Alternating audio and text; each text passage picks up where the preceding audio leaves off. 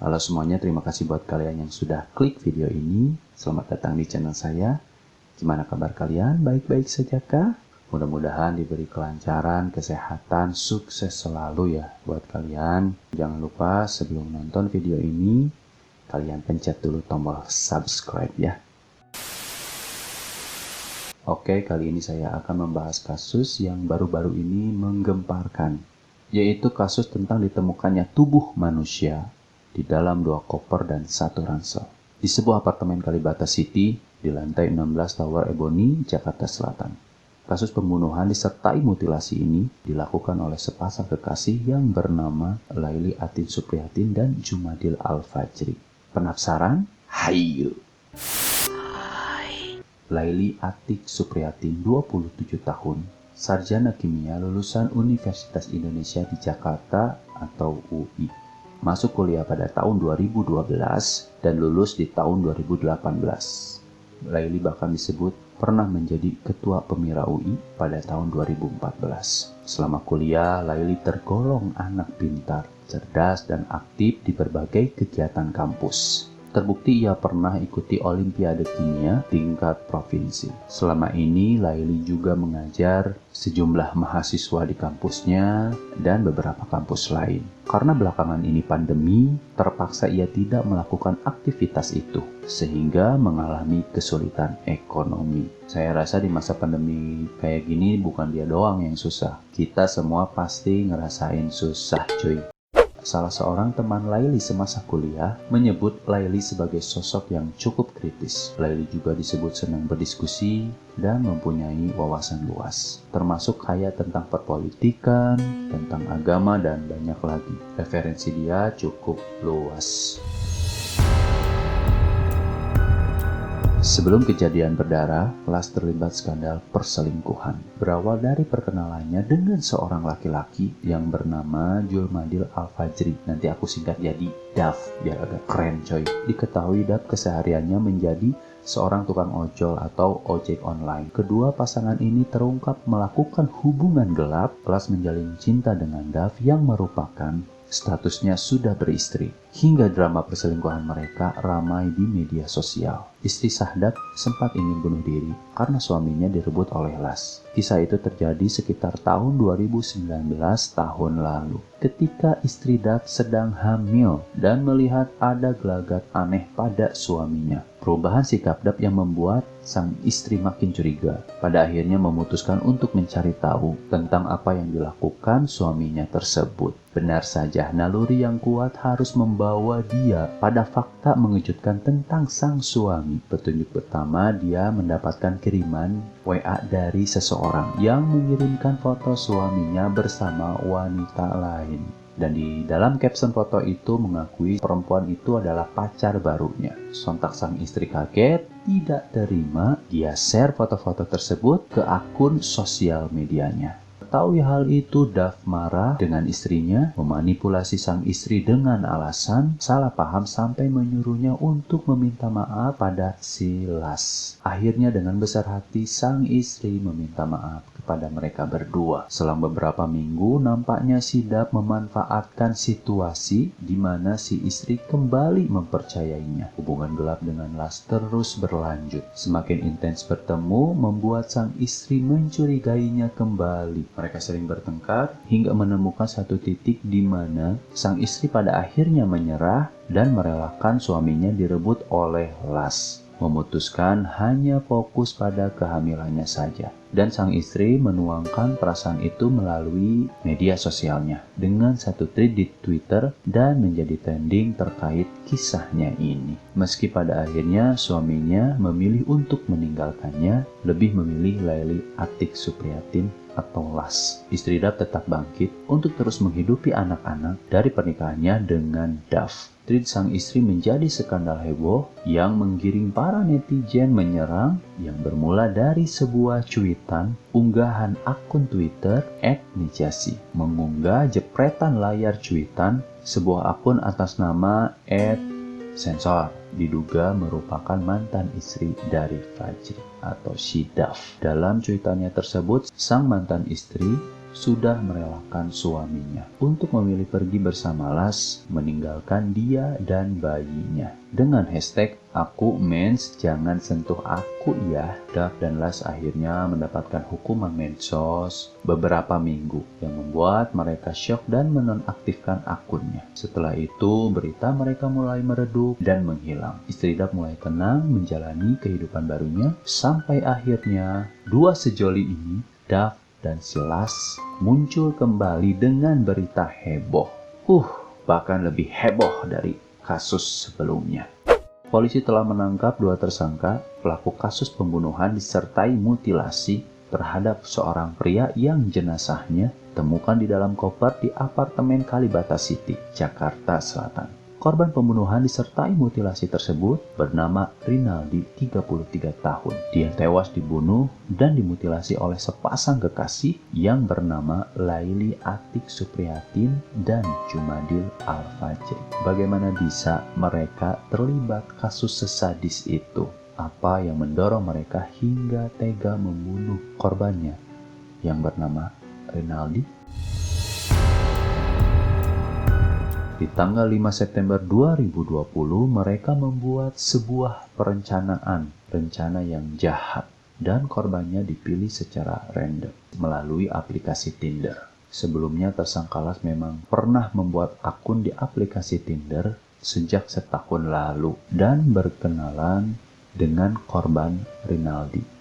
Namun sejak beberapa bulan yang lalu, dia sudah tidak mengaktifkan akunnya lagi dan hilang kontak dengan Rinaldi. Baru pada 5 September 2020, atas inisiatif Duff menyuruh Laili kembali mengaktifkan akunnya untuk mencari calon korban yang akan dirampok, cuy. Laili dan Rinaldi kembali berkomunikasi. Jadi saat mengaktifkan aplikasi, langsung terhubung dengan akun korban, lalu janjian ketemu. Melalui aplikasi tersebut, Laili memancing Rinaldi untuk datang ke kediamannya di apartemen Pasar Baru Mansion, Jakarta Pusat untuk berkencan pada tanggal 9 September 2020. Saat korban setuju, Las dan Duff segera menyusun skenario perampokan itu. Dalam rencananya, Laili dan Rinaldi akan berhubungan badan di dalam kamar. Selanjutnya, Duff yang sudah bersembunyi di kamar mandi akan keluar dan berpura-pura menggerebek mereka berdua dengan mengaku sebagai suaminya Las. Mereka selanjutnya akan melakukan pemerasan dan berencana membunuhnya bila korban melawan. Setelah saling tukar WA antara korban dan Las, akhirnya mereka memutuskan bertemu pada tanggal 9 September 2020. Setelah tersangka Las berhasil membujuk korban, keduanya sepakat bertemu di sebuah kedai kopi di daerah Juanda, Jakarta Pusat. Dari sana, mereka akan menuju ke apartemen Pasar Baru Mansion. Seperti biasa, korban dijamu dan diajak ngobrol. Korban langsung diajak masuk ke apartemen. Makin lama mereka makin dekat hingga berlarut kepada hubungan yang lebih intens. Sementara itu, di tempat lain, Duff sedang memantau. Dia bersembunyi di dalam kamar mandi, mengambil ancang-ancang untuk siap-siap menyerang korban. Sebenarnya dalam hati Duff ada sedikit kecemburuan yang memancing emosi hingga rencana habisi korban makin menggila. Beberapa menit dia langsung keluar dari tempat persembunyiannya, menghampiri mereka berdua masuk ke dalam kamar sambil membawa batu bata yang sudah Duff sediakan sebelumnya untuk habisi korban. Sasaran di depan mata, Duff langsung memukul keras kepala korban dengan batu bata sebanyak 3 kali. Duff kemudian membekap korban dengan posisi ditengkurapkan. Tersangka Duff mencoba memeras korban dengan alibi korban telah meniduri istrinya. Korban sempat melawan, namun Duff langsung menusuk dada korban 1 kali. Sang korban merasa nyawanya terancam. Dia dengan sisa tenaganya mencoba lari ke arah pintu apartemen. Namun sayangnya ia berhasil dikejar dan ditusuk punggungnya oleh Duff. Korban ditelungkupkan di tempat tidur, lalu datang Laili dari arah kamar mandi menghampiri korban, langsung meminta nomor PIN ponsel. Namun si korban menolak. Dove naik pitam dan menindih korban sambil mengancam akan membunuh korban jika tidak menuruti keinginan mereka. Karena kan korban tidak memberikan apa yang mereka inginkan, akhirnya Dove dengan keji menusuk punggung korban sebanyak 7 kali. Untuk yang kedua kalinya, Silas berusaha kembali meminta nomor PIN kepada korban yang saat itu nampak lagi sekarat. Akhirnya korban menyerah dan memberikan nomor PIN. Namun sayangnya setelah itu korban langsung meninggal di tempat. Akhirnya misi mereka berhasil, lenyapkan nyawa korban dan menggasak semua harta korban. Hari kejadian di tanggal 9 September, usai menghabisi korban, mereka berdua tidur di samping jenazah korban. Keesokan harinya, melihat bed cover dan tembok penuh dengan noda darah, mereka langsung mengganti dan mencat ulang apartemen. Mulai kebingungan dengan kondisi mayat korban, pikirkan cara bagaimana melenyapkan tubuhnya, terbesitlah ide keji untuk memutilasi korban agar memudahkan mereka membawa mayat itu. Lalu mereka meninggalkan jenazah korban di kamar mandi selama 3 hari dari tanggal 9 sampai 11 September. Karena telah mendapatkan akses rekening korban, tersangka lantas menguras hartanya. Pelaku diketahui mengambil isi rekening korban di sebuah ATM yang berada di daerah Tanjung Barat sebesar 97 juta. Dari sana pelaku langsung membeli peralatan untuk memutilasi korban berupa gergaji dan pisau daging di pasar Minggu. Selanjutnya pelaku membeli emas dan sebuah motor baru di daerah Kramat Jati. Setelah menguras isi rekening korban, pada tanggal 12 September dini hari, kedua pelaku kembali ke apartemen di daerah Pasar Baru untuk memulai mutilasi korban. Proses mutilasi diketahui terjadi pada tanggal 12 sampai 13 September. Dengan keji, tubuh korban dimutilasi menjadi 11 bagian, lalu dibungkus tas kresek sebelum dimasukkan ke dalam 2 koper dan 1 tas ransel. Dikarenakan masa sewa di apartemennya, daerah Pasar Baru Mansion sudah habis. Pada tanggal 14 September mereka menyewa lagi tempat di apartemen Kalibata City di lantai 16 Tower Ebony di Jakarta Selatan. Masuklah mereka ke apartemen. Awalnya mereka simpan koper dan ransel di balkon apartemen. Karena takut bau, mereka masukkan ke dalam kulkas.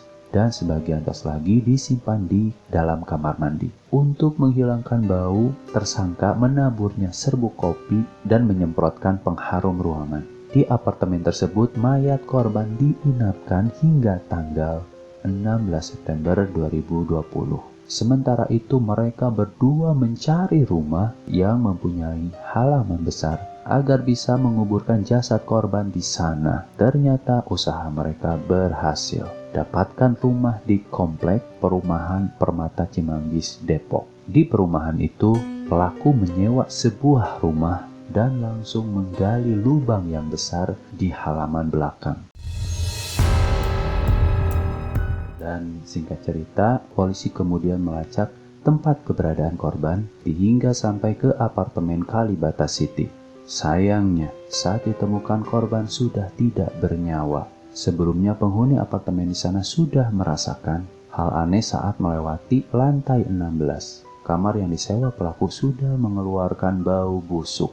Rangkaian ini begitu rapih, dipersiapkan dengan matang dari perencanaan, pelaksanaan, sampai dengan pembersihan lokasi pembunuhan. Kedua pelaku ditangkap oleh polisi pada tanggal 16 September 2020. Di komplek perumahan Permata Cimanggis, polisi berhasil mengetahui keberadaan tersangka setelah melacak penggunaan uang di rekening korban yang digunakan untuk berbelanja emas, motor, dan menyewa rumah. Dalam drama penangkapan kedua pelaku, katanya mereka sempat memanjat genteng dan terjebak di rumah tetangga. Keduanya nekat melakukan pembunuhan demi mengambil harta korban dan membutuhkan uang untuk membayar uang sewa indekos yang lama menunggak.